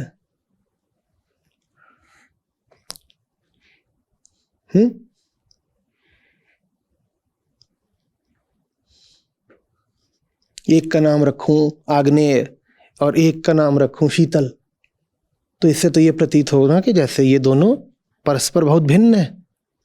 एक दहक रहा है आग जैसा और एक चंद्रमा जैसा शीतल, पर ऐसा तो कुछ है नहीं। खरगोश तो खरगोश है, वैसे ही हम है। दो लोगों की जिंदगी में कितनी भिन्नता है। वही तो कर रहे हो, क्या कर रहे हो जो किसी से अलग है? वही कपड़े पहनते हो, वही भाषा बोलते हो, वही भाव रखते हो, वही इरादे, वही अरमान, वही कामनाएं, वही ईर्ष्याएं, वही डर, वही सांत्वनाएं। हमारे नाम भी क्यों हो? नाम भी क्यों?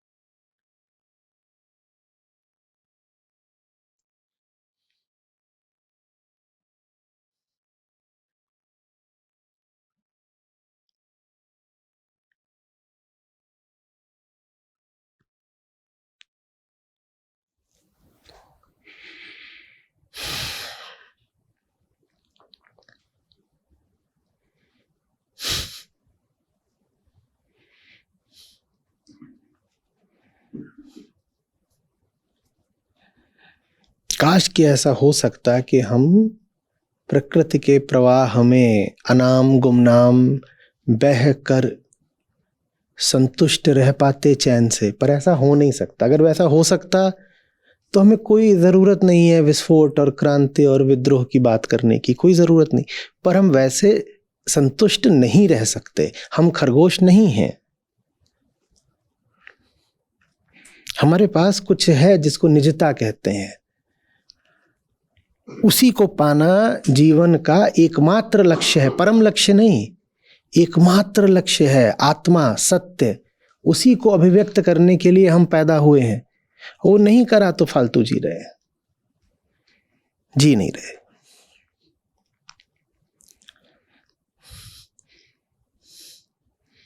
ये गाड़ी उठा के दफ्तर चले गए, वहां बैठ गए, समय खराब कर लिया, घर आ गए, कुछ पैसे मिल गए, चूल्हा चौका कर लिया, बिस्तर ठीक कर लिया, सो गए, जग गए, ये कर लिया, वो कर लिया। ये थोड़ी ही जिंदगी है बाबा। क्या कर रहे थे? फाइल घिस रहे थे? क्या कर रहे थे? बेलन भांज रहे थे? क्या किया? बर्तन धो दिए? क्या किया? कपड़े घड़ी कर दिए? क्या किया? बच्चे स्कूल से उठा लाए? ये जिंदगी है।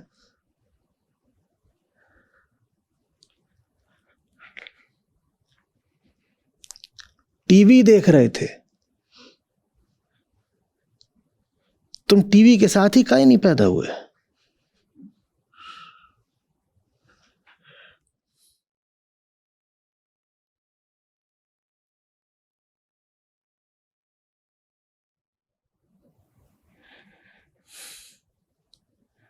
खुशी का ठिकाना नहीं है। क्यों खुशी का ठिकाना नहीं?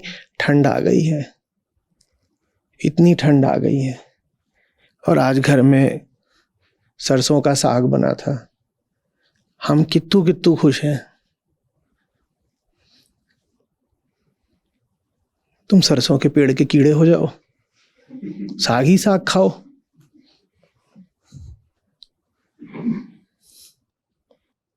ये मानव जन्म है। वो सरसों का साग खा के प्रफुल्लित है, अघाया फिर रहा है अपनी, और साग की तस्वीर डाल रहा है इंस्टाग्राम पे।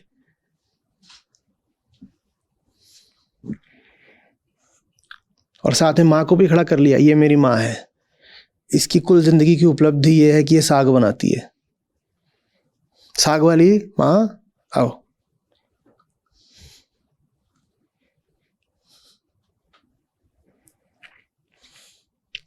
ये कॉमन लाइफ, आम जिंदगी, क्यों, किस लिए, क्या पा जाओगे?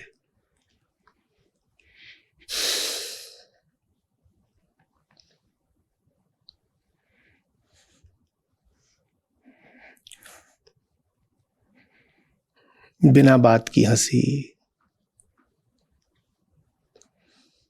दो मिल रहे हैं, बैठ गए हैं, चाय आ गई तो क्या चाय मिली, हा हा हा, क्या चाय बनी, हा हा हा, एक दूसरे के मुंह पे मार दो, इतनी अच्छी बनी है तो। ठंड बहुत, गर्मी आ जाएगी।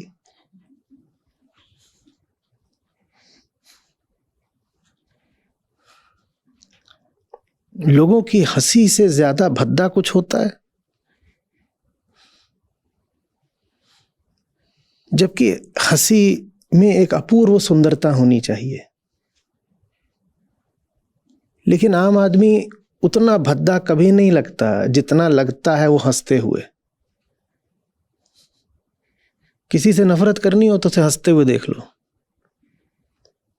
किस बात पर हंस रहा है और किस तरीके से हंस रहा है।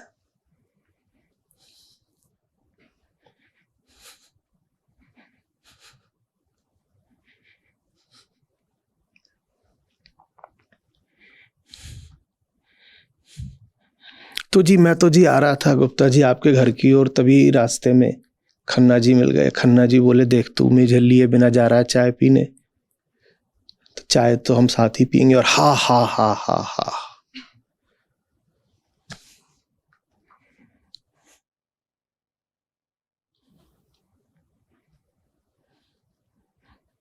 मालूम है ऐसे क्षणों में, चाहे आप संत सरिता में हमारे साथ हों, चाहे गीता समागम, चाहे वेदांत संहिता, ऐसे क्षणों में जब आप भी उनके अगल बगल खड़े रहते हैं तो आप हंसें भले ही ना, पर मुस्कुरा तो आप भी देते हैं, हाँ या नहीं? ये खन्ना और गुप्ता जब मिल करके हक्का फाड़ रहे होते हैं तो आप भी ये तो नहीं कर पाते कि शांत सीधे मुंह के साथ खड़े रहो। आप भी एक दबाव महसूस करते हो कि ये हंस रहे हैं तो मुझे भी तो हंसना पड़ेगा ना। इसलिए कह रहा हूं, हमारी हंसी से भद्दा कुछ नहीं होता। हमारी हंसी में आधा अज्ञान है, आधा डर है, बाकी कायरता है।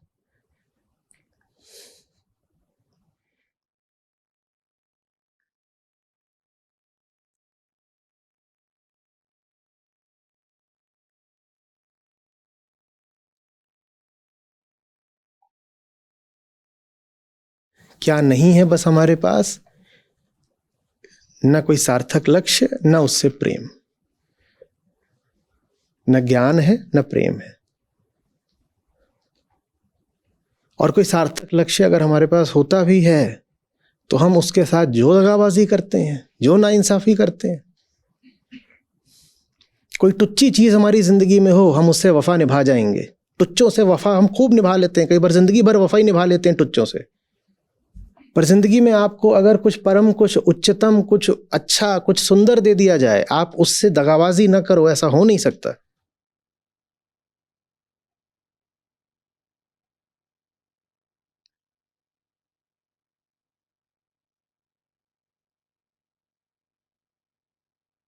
घटिया काम मिल जाए, जितना घटिया काम हम उसमें उतने लंबे समय तक टिके रहते हैं। सुरक्षित नौकरियां, लोग पूरी जिंदगी एक नौकरी कर जाते हैं क्योंकि सुरक्षित है, इसमें सिक्योरिटी है, हम करेंगे, पूरी जिंदगी करेंगे। और कोई चुनौतीपूर्ण काम मिल जाए, उससे छोड़ छोड़ के भागते हैं, धोखा देंगे। काम को क्या धोखा दे रहे हैं, अपने आप को धोखा दे रहे हैं।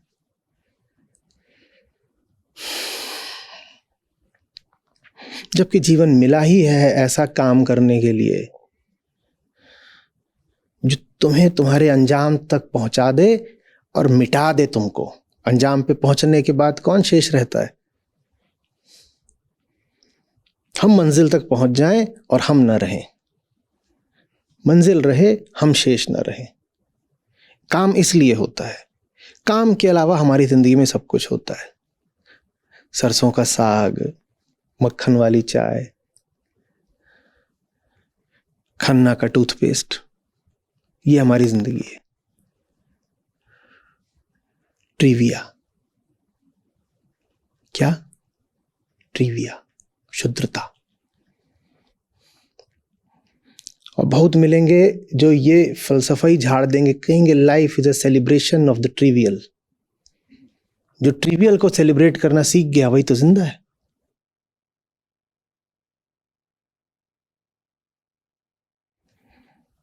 तो फिर तो जो मग में चाय है उससे भी ज्यादा ट्रिवियल हो जाएगा मामला अगर चाय उड़ेली तो जमीन पे और कुत्ते की तरह चाट लो उसको। ट्रिवियल को ही तो सेलिब्रेट करना है, जो क्षुद्र है उसको ही तो। और नीचे गिर जाओ,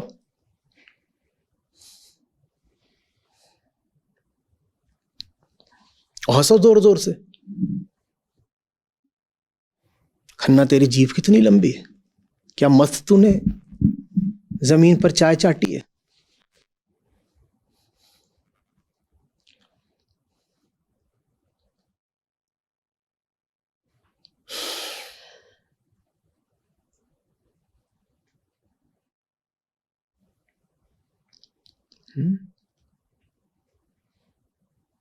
उपनिषद कहते हैं ओम शांति शांति शांति।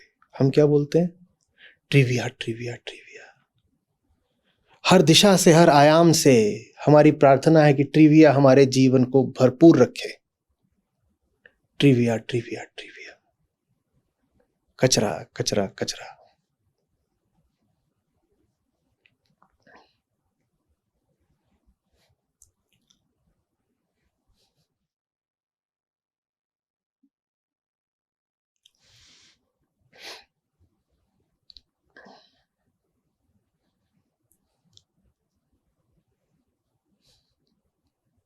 जितना हो सके चुनौती को और महानता को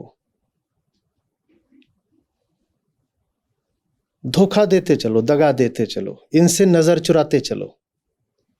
avoid greatness and challenges at all costs, और उसकी जगह जा करके कोई अपने लिए सुरक्षित ठिकाना ढूंढ लो, कोई छोटा मोटा हल्का काम।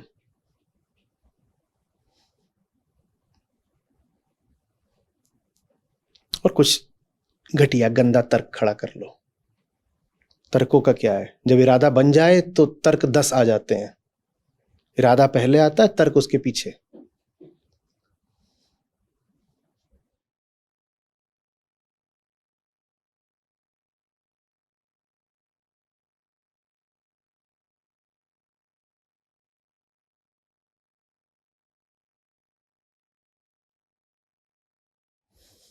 अपने आप को ये 2 याद दिलाया करिए, एक मौत और एक मंजिल।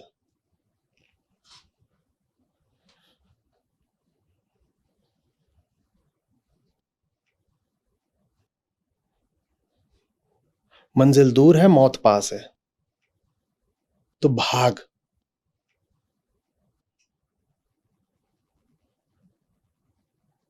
एक भी क्षण रुकने और गंवाने के लिए नहीं है। यज्ञ है जीवन, कृष्ण कहते हैं ना गीता में कि यज्ञ में आहुति देने की जगह जो खाने लग जाता है हवि को, जो चीज हवन में डालनी है उसको आहुति देने की जगह जो हवि को भोगने लग जाता है,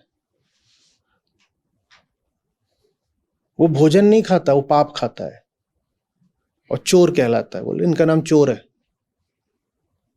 एक एक सांस भागने के लिए है, उसी भागने में आनंद है, उसी को अपना मनोरंजन बना लीजिए। Let performance be your pleasure.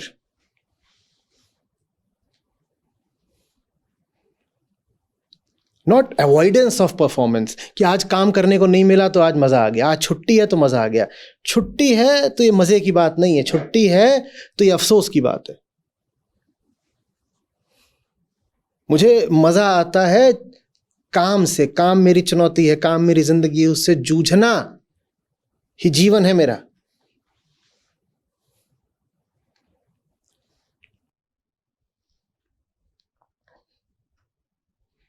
एक होता है सस्ता मजा, ट्रिवियल प्लेजर, जो आपको जीवन के सार्थक कर्म से चोरी करके मिलता है, कि जो समय जो ऊर्जा देने चाहिए थे सही काम को, वो चुरा लिए और ले जा करके उसको भोग में, प्लेजर में झोंक दिया। एक तो वो होता है सस्ता मजा, और दूसरा एक होता है हाइयर प्लेजर,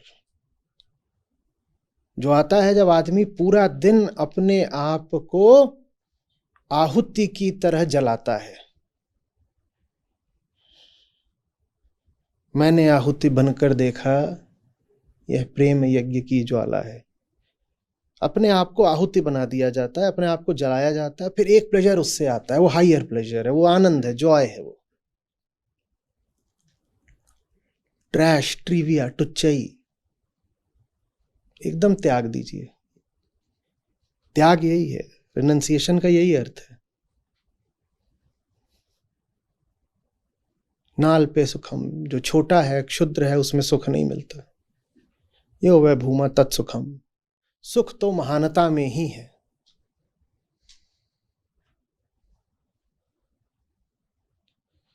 कोई छोटी चीज सामने आए तुरंत कहिए कि क्या बता गए थे हमारे पूर्वज हमको, क्या बोल गए थे मंत्रदृष्टा ऋषि। नाल पे सुखम, ये छोटी चीज है, अल्प माने जो छोटा है। छोटी चीज में सुख है कहाँ, मुझे चाहिए ही नहीं। इसलिए नहीं कि ये छोटा है, इसलिए क्योंकि इसमें सुख नहीं है। सुख हो ही नहीं सकता, नियम है, छोटी चीज में सुख नहीं हो सकता। और जो मूर्ख बताते हैं लेट्स सेलिब्रेट द ट्रिवियल, उनको दांत ही मांजने दो। जा तू टूथपेस्ट बेच अभी 20 साल और, अगर जिंदगी बची हो तो। हम इसके लिए नहीं पैदा हुए, हमें हमारे उपनिषद बता गए हैं नाल पे सुखम, यो वै भूमा तत्सुखम, जो बड़ा है उसी में सुख है।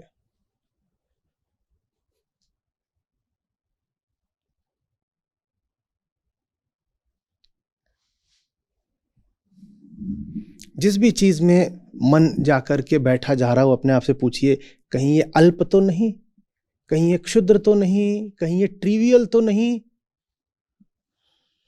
पूछा करिए बार बार लगातार, किसी छोटी चीज में तो नहीं फंस रहा हूं। मौत मंजिल, शमशान आईसीयू, और जो महान है,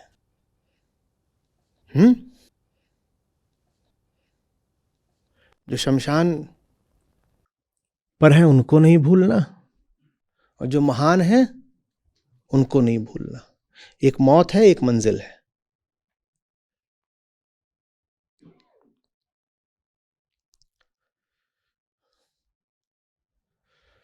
कभी अपनी ही लाश देखा करिए और कभी अपने आप को आकाश देखा करिए।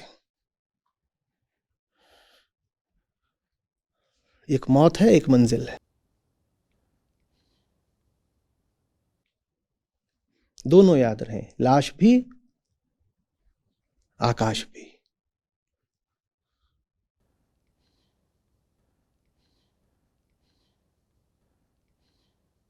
प्रकृति आपकी यात्रा समाप्त करेगी आपको लाश बना के, लेकिन चेतना आपको समाप्त करती है आकाश बना के।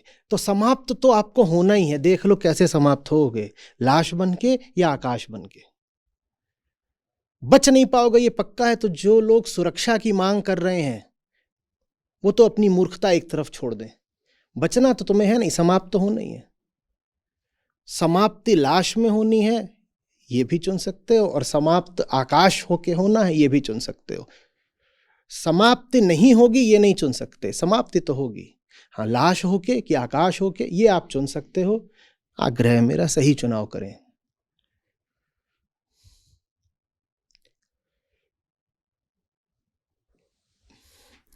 लाश होने से पहले आकाश हो जाए।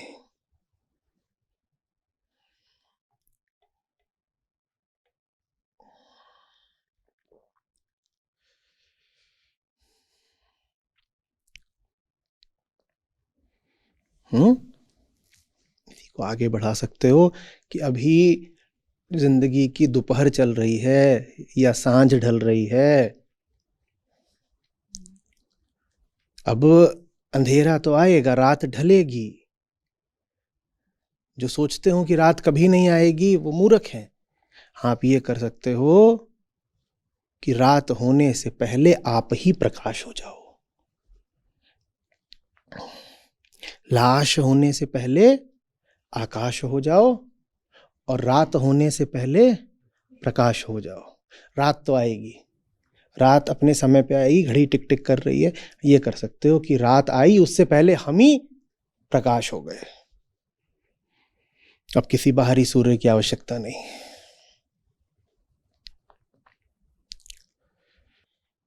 तुम क्या सोच रहे हो तुम्हारे पास अनंत समय है? तुम्हारे पास अनंत समय नहीं है। तुम्हारा अंत बहुत निकट है। अब तो पिया से मिल लो। इससे ये भी समझ गए हो कि पिया से आशय क्या है। पिया माने आकाश। पिया माने वो नहीं कि कोई बाहर पिया उसके गले लगना है। जो हो जाने को आप पैदा हुए हो वो पिया है। जिसको आप गर्भ में लिए जन्म दिए बिना मर जाते हो वो पिया है। एक पिया होता है जो आपको गर्भ देता है, और एक पिया होता है जो आपके गर्भ से जन्म लेता है। ये उस पिया की बात हो रही है जो आपके ही गर्भ से जन्म लेगा, जो आपकी संभावना बन के आपके भीतर बैठा है, चुप मौक मौन मूक, और वो जन्म पाए बिना मर जाता है। क्योंकि जन्म दोगे नहीं दोगे ये उसके हाथ में नहीं है, ये आपके हाथ में है। हाँ, वो इतना जरूर करता है कि अगर वो जन्म नहीं पाता तो छटपटाता है। आपको जो बेचैनी रोजमर्रा के अनुभव में आती है वो जानते हैं क्या है? कुछ है आपके भीतर जो जन्म लेने को व्याकुल है। वो जन्म नहीं पा रहा है इसीलिए हाथ पांव चला रहा है। वही पिया है। वो जो पिया है उसका चेहरा बिल्कुल आप जैसा है। वो आप ही का शुद्धतम अवतार है। वो आपकी ही उच्चतम संभावना है। आपका ही अपना अवतार छटपटा रहा है प्रकट होने को, आप उसे प्रकट नहीं होने दे रहे। वो गर्भ में ही मर जाएगा आपके साथ।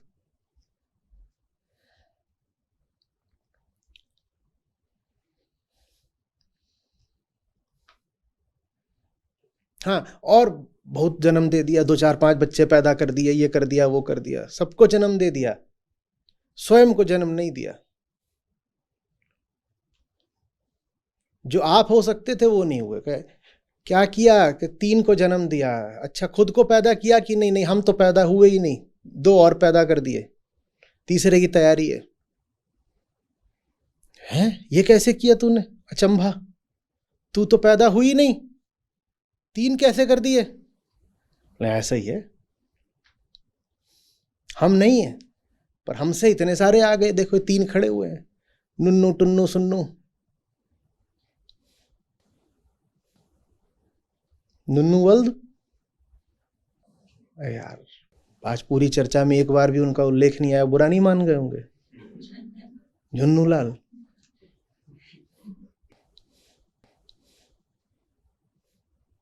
उसमें आ रही है बात?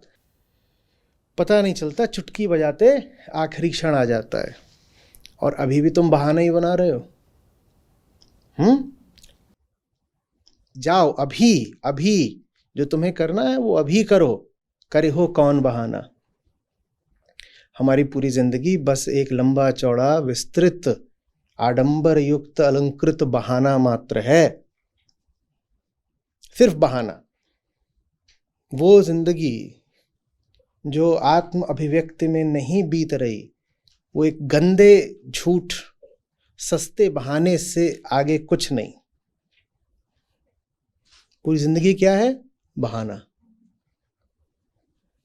सुबह से रात तक क्या किया है? बहुत कुछ किया है, पर उसके लिए हमारे पास एक साझा संयुक्त नाम है, क्या?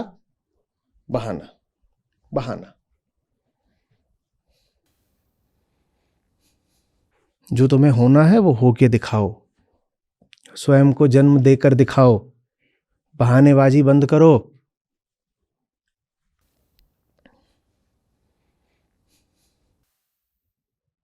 मौत सामने खड़ी है, गमन का क्षण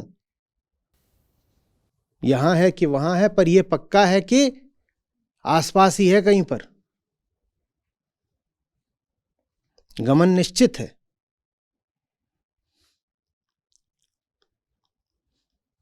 लाश हो जाओ इससे पहले आकाश हो जाओ, बस।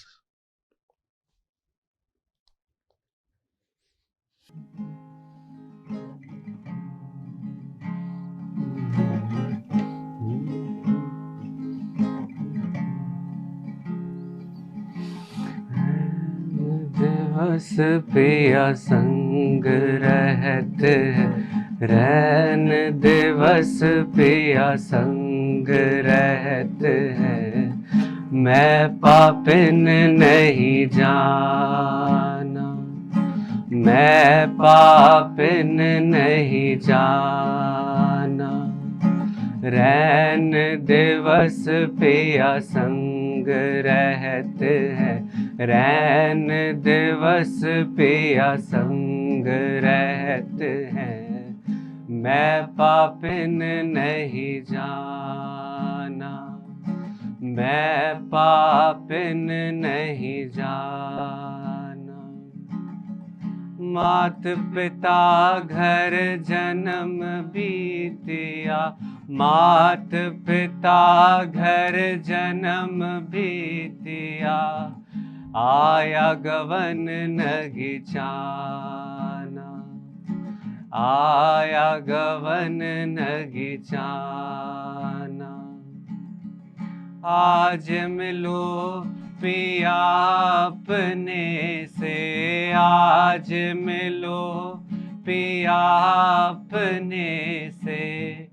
करी हो कौन बहाना, करी हो कौन बहाना।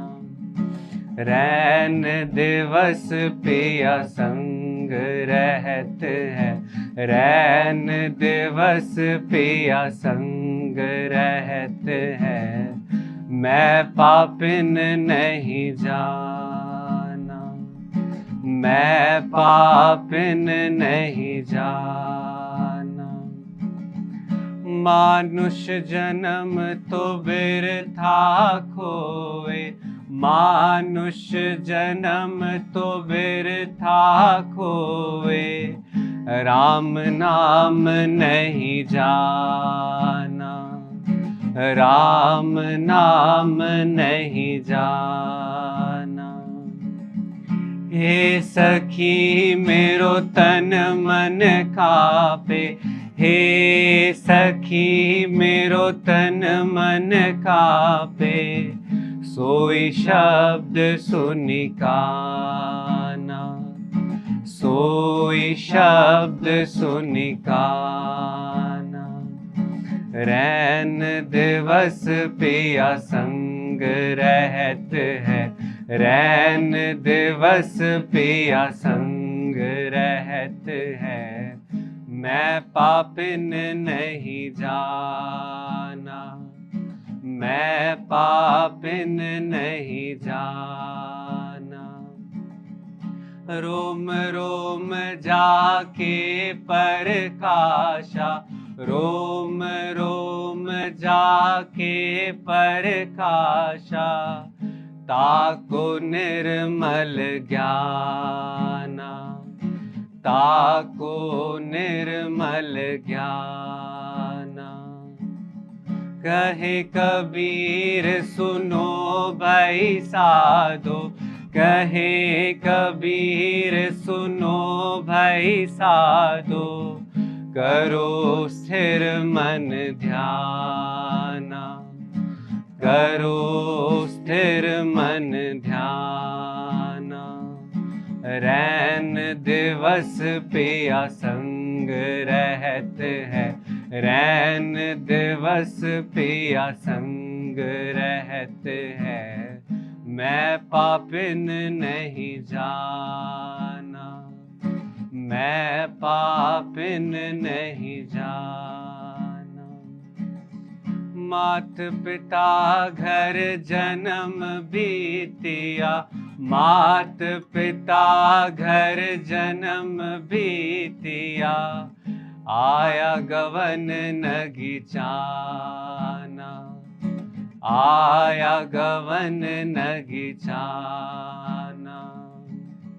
आज मिलो पिया अपने से, आज मिलो पिया अपने से, करी हो कौन बहाना, करी हो कौन बहाना।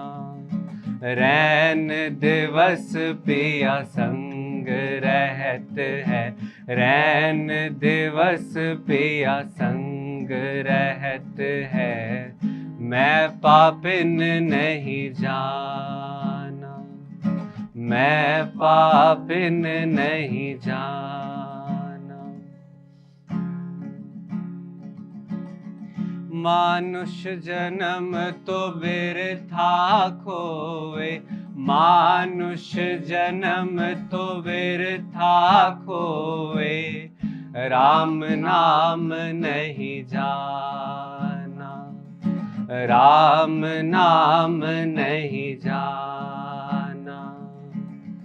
हे सखी मेरो तन मन कापे, हे सखी मेरो तन मन कापे, सोई शब्द सुनि काना, सोई शब्द सुनि काना। रोम रोम जाके परकाशा, रोम रोम जाके परकाशा, ताको निर्मल ज्ञाना, ताको निर्मल ज्ञाना। कहे कबीर सुनो भाई साधो, कहे कबीर सुनो भाई साधो, करो स्थिर मन ध्याना, करो स्थिर मन ध्याना। रैन दिवस पिया संग रहत है, रैन दिवस पिया संग रहत है। मैं पापिन नहीं जाना, मैं पापिन नहीं जाना। रैन दिवस पिया संग रहत है, रैन दिवस पिया संग रहत है। मैं पापिन नहीं जाना, मैं पापिन नहीं जाना। मेरा नाम अखिल है। मैं करीब 3 महीने से आचार्य जी के साथ जुड़ा हूँ। उससे पहले 3-4 महीने पहले YouTube वीडियोस देखे थे, बट कुछ हुआ जो मैंने दोनों रजिस्टर किया और डोनेट करना स्टार्ट किया, तो चीज़ें समझ में आने लगी। डोनेशन काफ़ी टाइम से करता था, अलग अलग कारणों से। तो डोनेशन से ही मेरा आचार्य जी से जुड़ाव भी स्टार्ट हुआ। तो जो सीखने को मिला है आचार्य जी के साथ, उसका लेवल बहुत गहरा है। और इतना जो गहरा ज्ञान हमें मिल रहा है इतने इजीली, वो उसके लिए हम सबको धन्यवाद होना चाहिए अपनी लाइफ में, और उसको कंटिन्यू करना चाहिए। आचार्य जी का जो मिशन है, छोटे बड़े फॉर्म में जो भी हम लोग अपने लाइफ में कर पाए, आचार्य जी से जुड़े रह के हमें करना चाहिए। रहना नहीं देश वीराना है, रहना नहीं देश वीराना है। संसार या कागद की पुड़िया, संसार या कागद की पुड़िया। बूंद पड़े घुल जाना है, ओ बूंद पड़े घुल जाना। नमस्कार।